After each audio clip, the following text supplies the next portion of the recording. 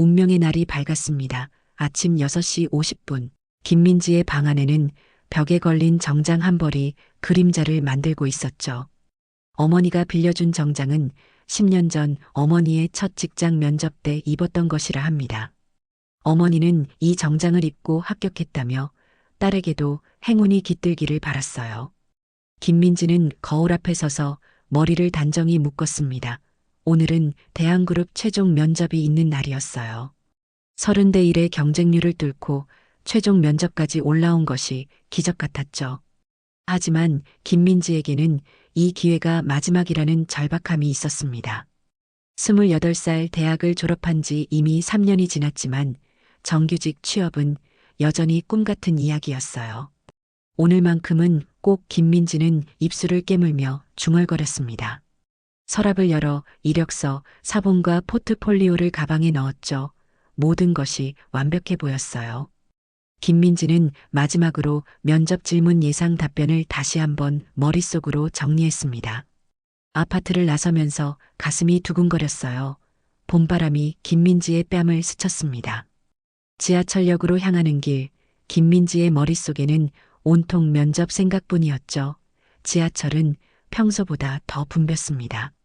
출근 시간이라 그럴만도 했어요. 김민지는 열차 안에서 자리를 잡고 앉았습니다. 창밖으로 도시의 풍경이 빠르게 스쳐 지나갔어요. 김민지는 가방에서 면접 자료를 꺼내 마지막으로 확인했습니다. 대한그룹은 국내 최고의 기업 중 하나였죠. 입사하기 위해 얼마나 많은 사람들이 노력하는지 알고 있었어요. 하지만 김민지는 자신이 준비한 모든 것을 보여줄 기회가 있다면 분명 좋은 결과가 있을 거라 믿었습니다. 역에 도착하자 김민지는 서둘러 내렸어요. 시계를 확인하니 9시 15분, 면접 시작까지 45분이 남았습니다. 시간적 여유가 있다고 생각한 김민지는 조금 느긋하게 걸음을 옮겼죠. 회사까지는 걸어서 20분 정도 걸리는 거리였으니까요. 거리는 아침 햇살로 환하게 빛나고 있었습니다. 김민지는 대한그룹 본사가 있는 방향으로 천천히 걸음을 옮겼습니다.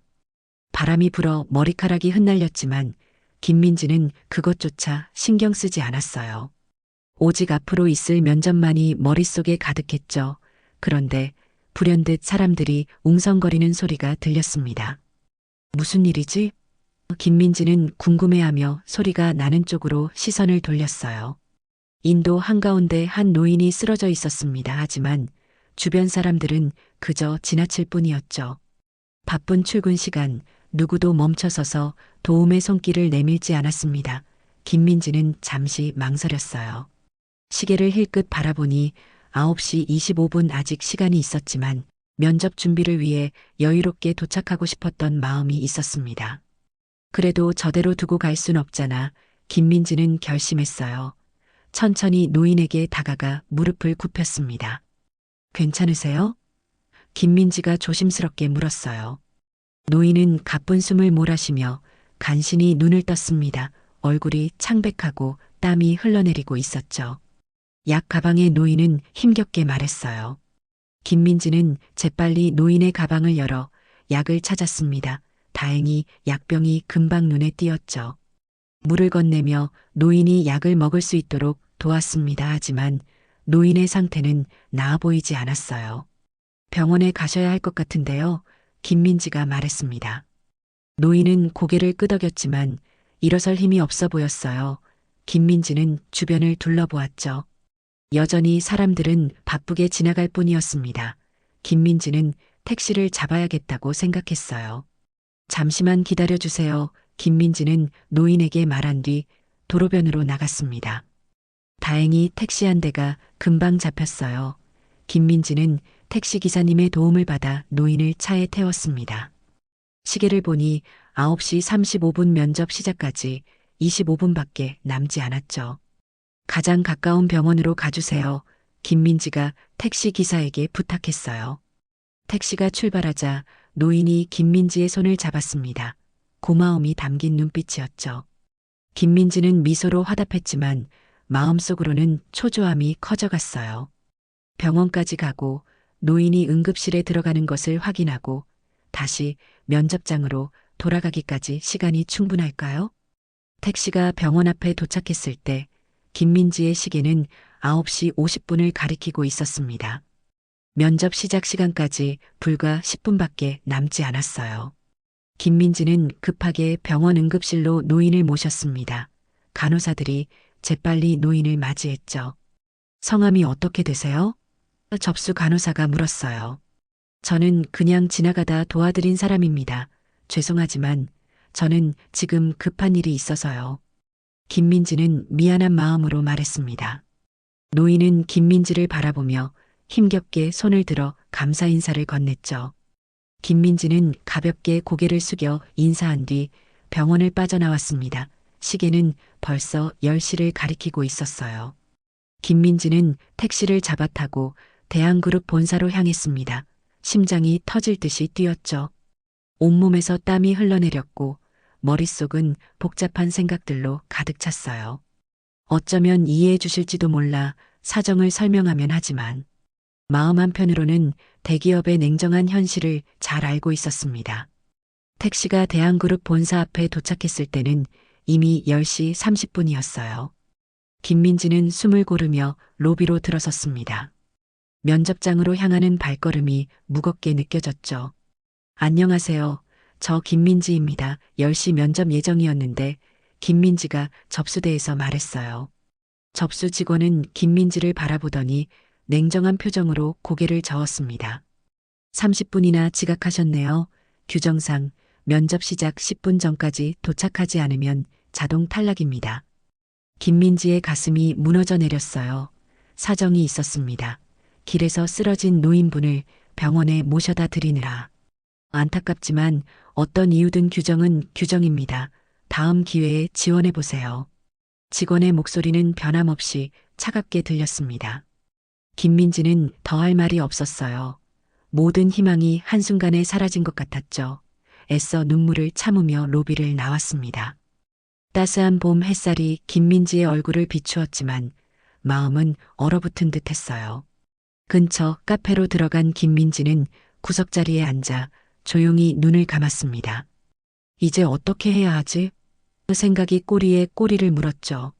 3년 동안 준비해온 모든 것이 헛수고가 된 것 같았어요. 무기력함이 온몸을 감싸 안았습니다. 혹시 김민지 씨 아니신가요? 갑자기 들려온 목소리에 김민지는 놀라 고개를 들었어요. 그 앞에는 중년의 남성이 서 있었습니다. 낯선 얼굴이었지만 어딘가 단정하고 권위 있어 보이는 느낌이었죠.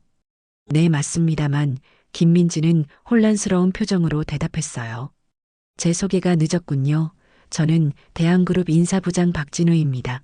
남자는 명함을 건네며 말했습니다. 김민지는 당황한 표정으로 명함을 받아들었어요. 명함에는 확실히 대한그룹 인사부장 박진우라고 적혀 있었죠. 김민지의 머릿속은 혼란스러웠습니다. 무슨 일일까요? 오늘 아침에 있었던 일을 들었습니다. 길에서 쓰러진 노인을 도와 병원까지 모셔다 드렸다면서요? 박진우가 물었어요. 김민지는 어리둥절한 표정으로 고개를 끄덕였습니다. 네, 맞습니다만 어떻게 아셨죠? 박진우는 의자에 앉으며 미소를 지었어요. 그 노인분이 저희 회사 이영수 회장님이십니다.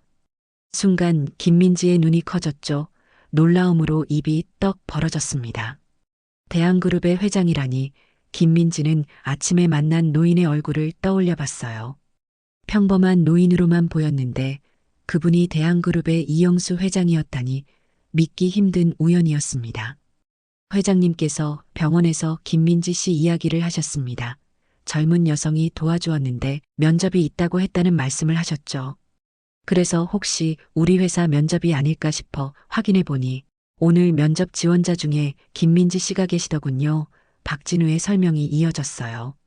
김민지는 여전히 충격 속에서 박진우의 말을 듣고 있었습니다. 이런 일이 실제로 일어날 수 있다니. 마치 드라마 속 한 장면 같았죠. 회장님께서 김민지 씨를 만나고 싶어 하십니다. 지금 시간 괜찮으신가요? 박진우가 물었어요. 김민지는 멍한 표정으로 고개를 끄덕였습니다. 네, 물론이죠. 박진우의 안내로 김민지는 다시 대한그룹 본사로 향했어요. 아까와는 다른 느낌으로 로비를 통과했습니다. 이번에는 접수대에서 누구도 그녀를 막지 않았죠. 오히려 직원들이 공손하게 인사를 건넸습니다. 엘리베이터를 타고 최상층으로 올라갔어요. 회장실로 안내되는 동안 김민지의 마음은 복잡했습니다.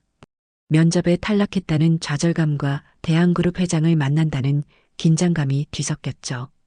회장실 문이 열리자 아침에 만났던 노인, 이영수 회장이 김민지를 반갑게 맞이했습니다.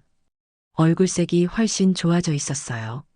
김민지 씨, 진심으로 감사합니다. 당신이 아니었다면 큰일 날 뻔했어요. 이영수 회장이 따뜻한 목소리로 말했습니다. 김민지는 공손하게 고개를 숙였어요. 도와드린 건 당연한 일입니다. 회장님께서 괜찮으시다니 다행이네요. 이영수 회장은 김민지를 자세히 살펴보더니 말했습니다. 면접에 못 가게 된 건 정말 미안하게 생각합니다. 하지만 그 일로 제가 좋은 인재를 발견했네요. 김민지 씨에게 제안이 있습니다. 임시 계약직이지만 우리 대한그룹 사회공헌부 교육팀에서 한 달간 일해 보시겠습니까? 이영수 회장의 목소리는 진지했습니다. 김민지는 잠시 생각에 잠겼어요. 계약직이라니, 정규직을 꿈꿔왔는데 계약직이라니. 하지만 대한그룹에서 일할 기회라면 비록 임시라도 좋은 발판이 될 수도 있겠다는 생각이 들었죠. 감사합니다. 기회를 주셔서 정말 감사합니다. 김민지는 고개를 숙이며 대답했어요. 이영수 회장은 만족스러운 표정으로 고개를 끄덕였습니다. 좋아요. 내일부터 출근하시면 됩니다. 박진우 부장이 모든 준비를 도와줄 겁니다. 다음 날 아침 김민지는 설렘과 긴장감을 안고 대한그룹에 출근했어요. 박진우 부장의 안내로 교육팀 사무실에 도착했습니다. 사무실은 생각보다 작고 조용했죠. 여기는 우리 회사의 사회공헌 교육팀입니다. 주로 봉사활동과 관련된 교육 프로그램을 개발하고 진행하는 곳이죠. 김민지 씨는 교육자료 정리와 데이터 분석을 담당하게 될 겁니다. 박진우 부장이 설명했어요. 김민지의 자리는 구석에 마련되어 있었습니다. 작은 책상과 컴퓨터가 전부였죠. 팀원들은 김민지를 어색하게 바라보았어요. 아무도 먼저 다가와 인사하지 않았습니다. 일단 이번에 진행된 봉사 프로그램 참가자들의 설문조사 자료를 정리해 주세요. 그리고 이전 면접 불합격자들을 대상으로 하는 사회공헌 연계 교육 자료도 함께 검토해 주시고요. 팀장인 정수영이 차가운 표정으로 업무를 지시했어요. 김민지는 고개를 끄덕였습니다. 업무 지시를 받고 자리로 돌아오는 길에 몇몇 직원들이 수군거리는 소리가 들렸죠. 회장님, 특별 케이스래. 한 달짜리 계약직. 그냥 비정규직 알바생이네. 우리 일 늘어나는 거 아니야? 김민지는 가슴이 조금 아팠지만 애써 무시했어요. 기회를 주신 거야. 최선을 다해서 보답해야지. 스스로를 다독이며 업무에 집중했습니다. 일주일이 지나고 김민지는 자신에게 주어진 업무의 의미를 점점 의심하기 시작했어요. 단순한 자료 정리와 엑셀 작업이 대부분이었죠.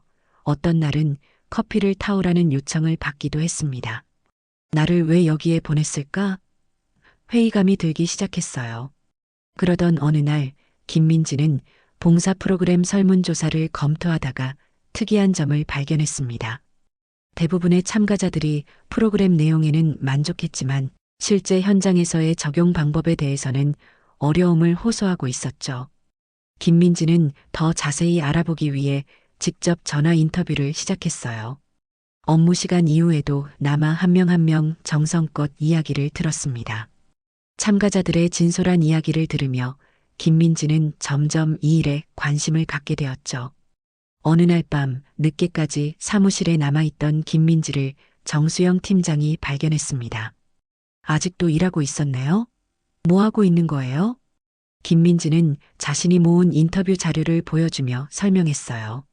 설문조사만으로는 알 수 없는 부분들이 있어서 직접 통화해 봤습니다. 그리고 개선안도 몇 가지 정리해 봤어요. 정수영 팀장은 놀란 표정으로 김민지가 정리한 자료를 살펴보았습니다. 그리고는 깊은 한숨을 내쉬었죠. 이런 걸 요청한 적이 없는데 하지만 내용이 좋네요. 다음 회의 때 한번 논의해 봅시다. 며칠 후 교육팀 회의에서 김민지의 개선안이 논의되었어요. 대부분의 팀원들은 무관심한 표정이었지만 정수영 팀장은 김민지의 제안을 진지하게 검토했습니다. 그 결과 다음 봉사 프로그램에 김민지의 아이디어 일부가 반영되기로 결정됐죠.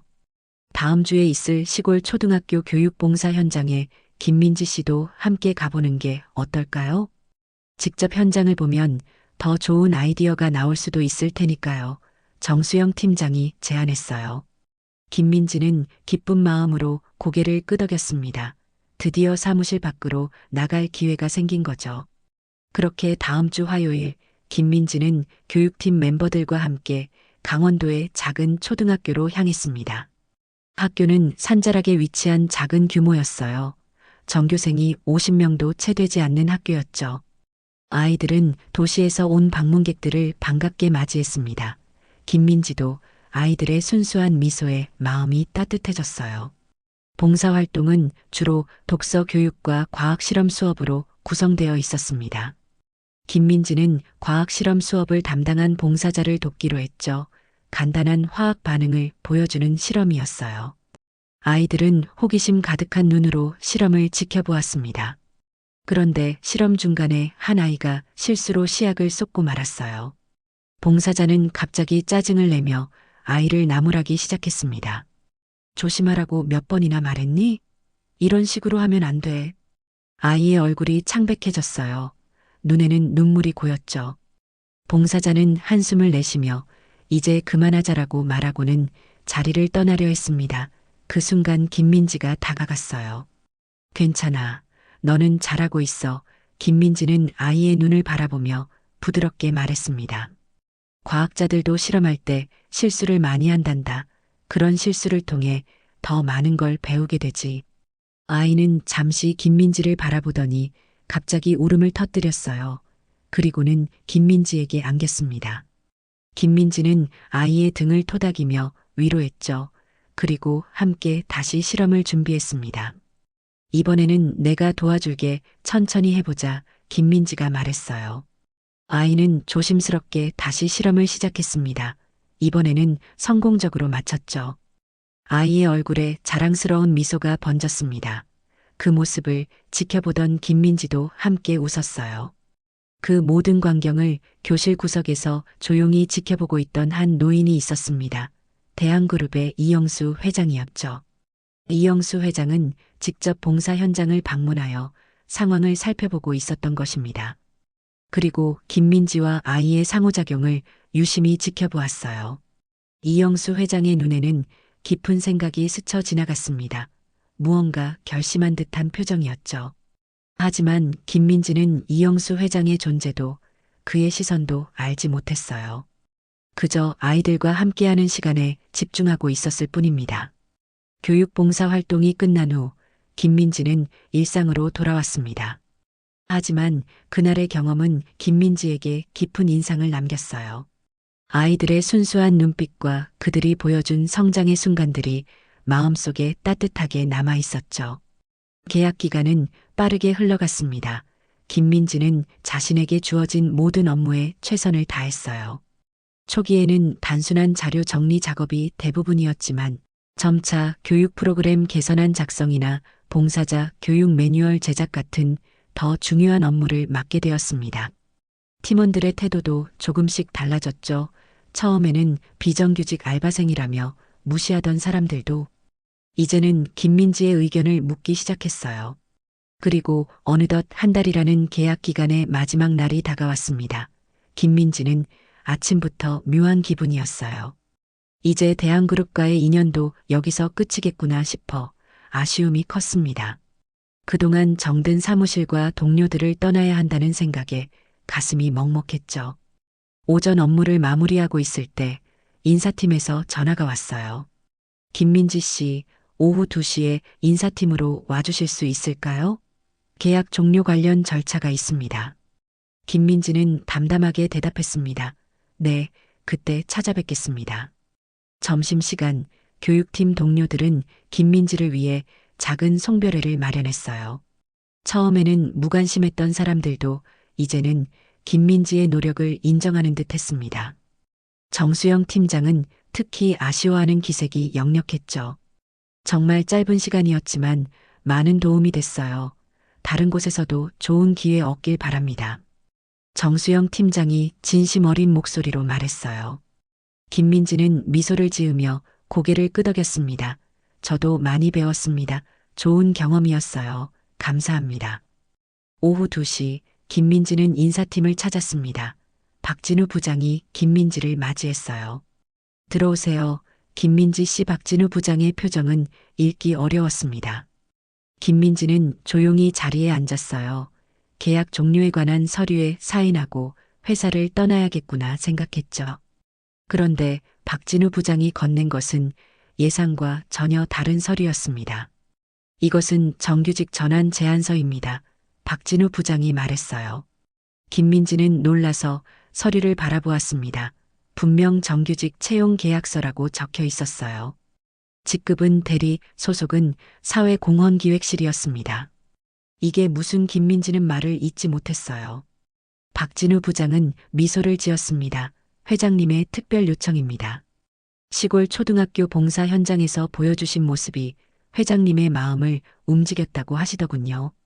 회장님께서는 진정성 있게 사람을 대하는 분을 찾고 계셨답니다. 김민지의 눈에 눈물이 고였어요. 한 달 동안의 노력이 헛되지 않았다는 생각에 가슴이 벅찼습니다. 저 주어진 일에 최선을 다했을 뿐인데 이런 기회가 찾아오다니 믿기지 않았죠. 사회공헌기획실에서의 첫 출근 날, 김민지는 새로운 시작에 설렘을 안고 있었습니다. 이전의 작은 구석 자리와 달리 훨씬 넓고 쾌적한 사무실이 그녀를 맞이했어요. 동료들도 달라졌습니다. 이제는 비정규직 알바생이 아닌 정식 직원으로서 존중받는 느낌이었죠. 김민지 대리님, 환영합니다. 저는 이지연입니다. 옆자리에서 일하게 될 거예요. 밝은 미소를 가진 여성이 다가와 인사했습니다. 김민지는 따뜻한 미소로 화답했어요. 반갑습니다. 잘 부탁드려요. 첫 업무는 대한그룹의 사회공헌 방향성을 재정립하는 프로젝트였습니다. 김민지는 자신이 직접 겪었던 봉사 현장 경험을 토대로 현실적이고 효과적인 제안을 준비했어요. 그리고 그것은 팀 내에서 큰 호응을 얻었죠. 이런 관점은 생각해보지 못했네요. 현장에서 직접 보고 느낀 점들이 참 소중하군요. 기획실장인 윤재혁 부장이 감탄했습니다.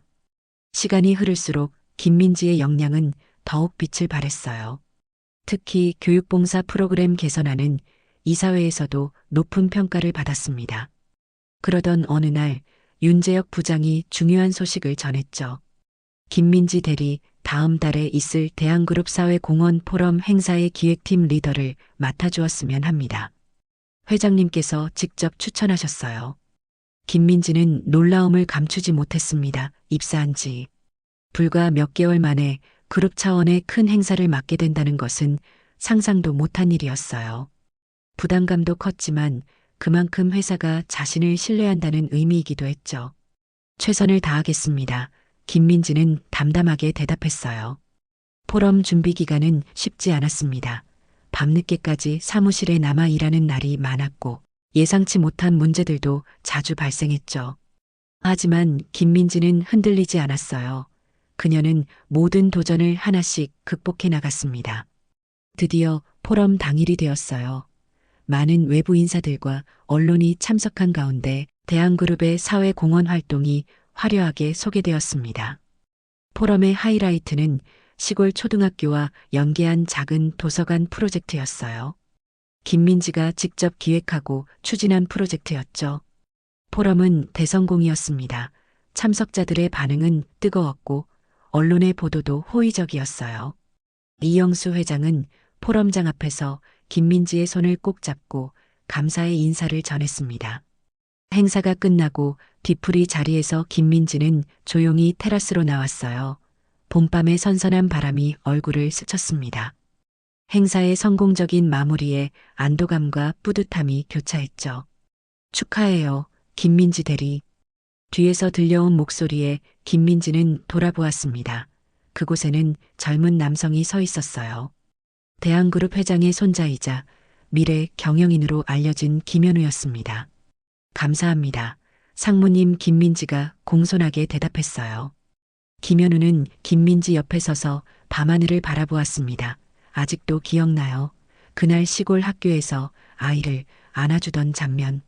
모두가 실수만 보고 화를 낼 때 당신은 그 아이의 가능성을 보았죠. 진짜 중요한 사람이 누군지 보여줬어요. 김민지는 놀란 표정으로 김현우를 바라보았어요. 그가 그날 학교에 있었다니. 저는 그저 제가 할 수 있는 일을 했을 뿐이에요. 김민지는 미소를 지으며 대답했습니다.